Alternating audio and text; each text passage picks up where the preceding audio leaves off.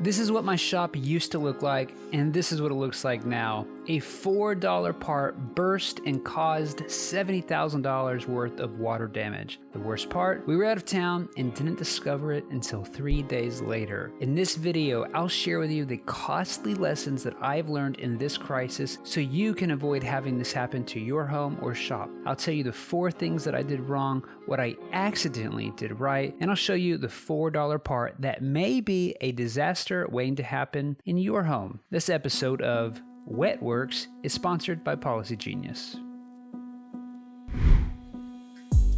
Hey friends, I hope you never have to go through what I'm going through. So I want to share with you what I've learned going through this crisis in the past month in the attempt to try to save you from all of the heartache.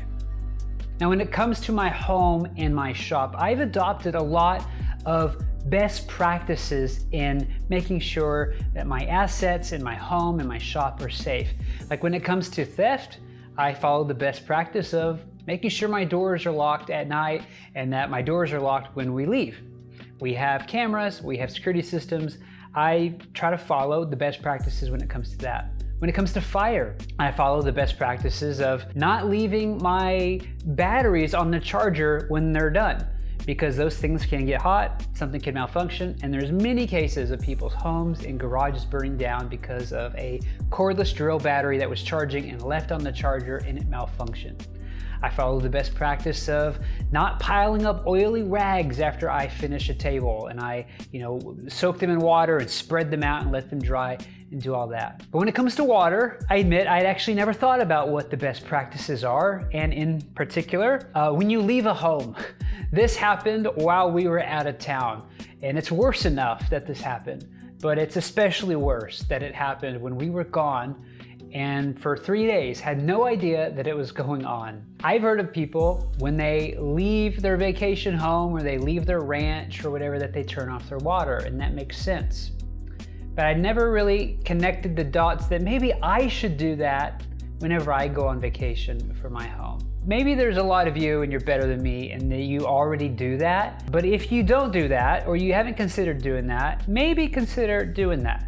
I mean, this failure would have happened probably eventually, but it wouldn't have happened had we turned our water off at the street when we left. Now, the one caveat to this is that if you have a home or a shop with old plumbing, I'm not sure that it would be beneficial for you. I've heard of people who are scared of doing that because it may knock some debris loose, or they're worried about constantly pressurizing and depressurizing their pipes. Totally get that. I'm not an expert at that. But you would need to think through whether this is right for you. And it's definitely a mistake that I made in not just having front of mind protecting my home from possible water damage. If there are some best practices that you like and that you follow in your life when it comes to maybe theft, fire, or water damage, I'd love for you to leave them in the comments so that I can learn from them and that everyone reading can learn from them. There was one mistake that I didn't make, and it was actually a thing I'm so grateful that I did, and I don't remember doing it, and it was maybe an accident. And that is that we had the right insurance.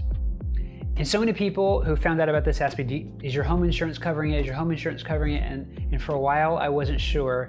But the moment I logged in and I found this little box on my policy that said that I did have additional coverage specifically for water damage. That includes failure of appliances, failure of supply lines, and failure of plumbing. I was relieved.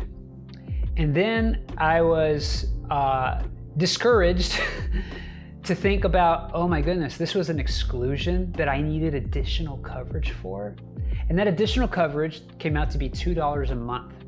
So I don't remember doing this, but sometime 6 years ago when we bought the house, I agreed to add additional coverage to our homeowner's insurance at $2 a month, specifically to cover water damage. I don't remember doing it. I'm so glad we did it, because with just a normal homeowner's insurance policy that we have, this would have been excluded.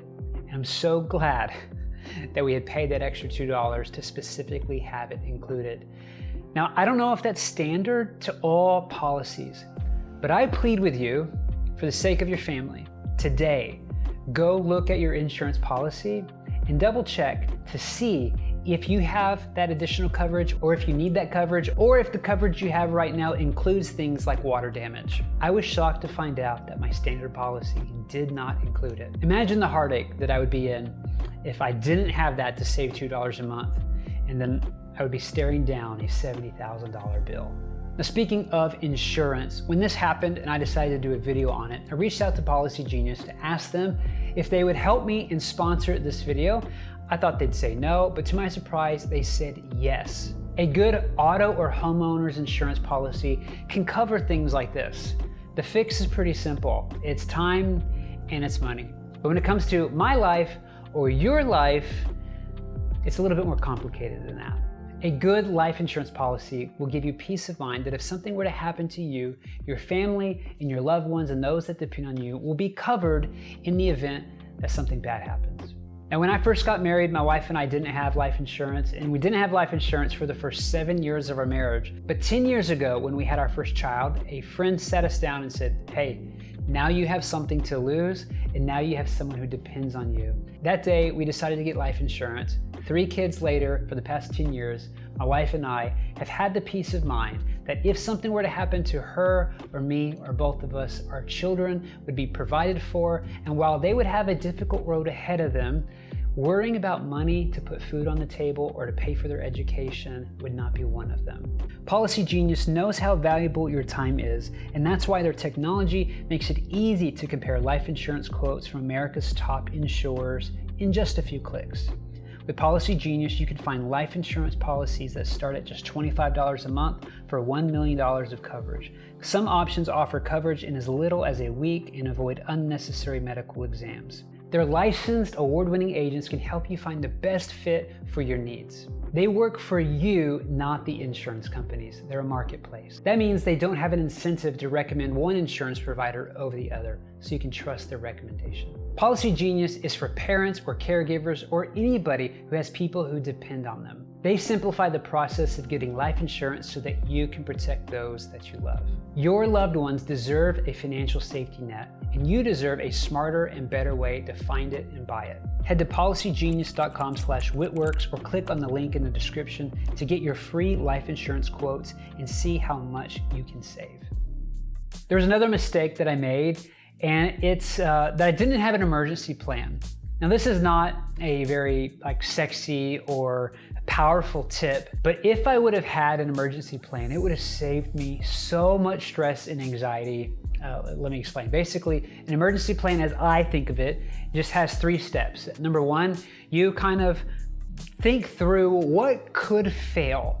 Like, if you were going to have a water event, how would that water event likely occur? If you were to have a fire event, how would that fire event likely occur? If you were to have a theft and a break-in, how would that likely occur? And you kind of go to worst case scenario, which I don't like to do, but go to worst case scenario and just kind of list out, okay, well, the washer machine could do this, the fridge could do this, the freezer could do this, the sink could do this, the toilet could do this, the sewer could do that, and you just kind of go through what are the common failures that people see in houses like yours. That's just good to know, and I'm kind of embarrassed, but I've been in this shop for 6 years, and right above me is a kitchen sink, a dishwasher, a fridge with a ice maker line, a shower, a toilet, a bathroom sink, and a washing machine directly above where my table saw, my jointer, my miter saw, and my CNC were. And guess what all got destroyed? $15,000 worth of tools got destroyed because they were sitting underneath one of the possible failure points when it came to water. I never in 6 years thought about what would happen if something above my shop were to bust, but it busted. And so that's something I'd highly recommend you do, because once you do that step, you can do step 2, which is try to mitigate it. Try to get ahead of it happening. You could install sensors. You could, do maintenance, every 6 months to check on things, and you would at least have some cognizant idea of what you could do to prevent these things from happening. But the third part of this emergency plan, which is maybe the most important part, which is the part I didn't have that I felt the most, is in the event that something bad happens. There's a water event, there's a fire, or there's theft, or something else. What do you do? Now, when this happened, when we discovered it, It happened on the worst possible day it could ever happen. We've been trying to move for the last year. We've been looking for a house to be closer to our family. And we finally found the house that we wanted to buy. We put in an offer. We didn't think it would be accepted. It got accepted. We were so excited that we finally found a new house to move to so we could be closer to our family. That's 4 or 5 hours away from where we are now. Excited, we drove home to find water in the street. On the day that we bought a new house, while selling this house, was the day that this happened. And I think because of that, my mind went immediately to the dark side in about half a second. And I immediately thought, we're not buying that new house. We're not selling this house. Insurance isn't gonna cover this. We're screwed. And for about 15 minutes, I was outside here, paralyzed and traumatized because I had no idea what to do because I was so afraid of what this meant for my family. And it wasn't until I got my dad on the phone where he said, have you shut the water off? And as I'm looking at the water gushing out the side of the house, I should probably do that. And I went and shut the water off. And then he said, have you called the insurance company? Like, no, I should probably do that, see what kind of coverage I have. And then the third thing was, have you called ServPro? And I was like, who's ServPro? And so we, within 2 hours, got a crew out here who started cleaning things up immediately, and they were fantastic. But the point is, in the moment of the loss and in the moment of discovering the loss, I was so traumatized, I couldn't even think on what to do. And I needed somebody to give me a plan and give me a step-by-step plan of things I could execute on. My mind was just stuck in like trauma mode where I couldn't figure that stuff out. I know that might sound weird, but if you've ever been in a situation like that, you can probably relate. I've heard of people who have cut themselves on the jointer or the table saw, and then they spend the next 10 minutes just walking around their shop, turning things off that don't need to be turned off because they're just in shock and their mind isn't working right. Having a plan, maybe on the notes app of your phone of, if there's a fire, do this, this, this, this. If there's a water event, do this, this, this, this. If there's a theft, do this. Just to have it for you or for somebody else to execute. It's way easier to figure that out now when everything's fine and you have peace. It's way harder to figure that out when the stuff hits the you-know-what. It's way harder to figure that stuff out when things are bad. So do yourself a favor and make an emergency plan. Think through all the things that could go wrong. Try to mitigate them ahead of time, but then have a plan for what you or someone else can do in the event that a bad day shows up for you. Now, I'm a smart home guy. We have a smart system. We have cameras inside and outside. We have a smart thermostat. We have motion sensors, glass break sensors, door sensors. But the one sensor that I failed to put into my house was water sensors. And I really wish that I would have found some water sensors that I trusted, that I could have placed underneath all of my appliances, so that in the event of a water leak, I'd be notified immediately and I'd have a heads up that something wasn't right. Now, I don't have any solid recommendations to make to you regarding water sensors because I don't have any experience with them. But if you know of some good ones or some bad ones to stay away from, would you please leave them in the comments below so that I and others would be best informed.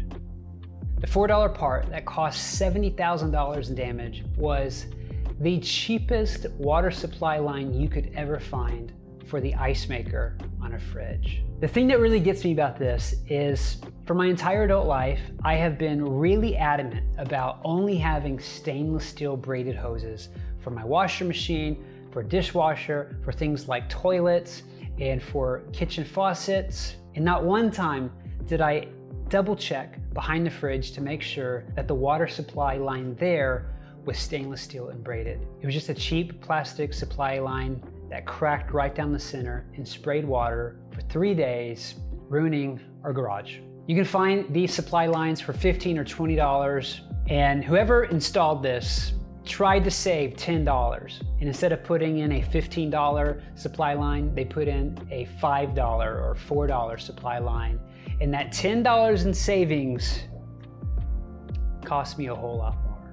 Sometimes sharing the story of your loss or your tribulation can be cathartic, and it can also help others to learn to be wiser and to think of things they would have never thought. If you've suffered a loss like mine, whether that's water or fire or theft, and you've learned some things that you'd like to share, would you please put those in the comments below so that everyone watching this video can level up their wisdom and take care of their property and their shop. Thanks for watching.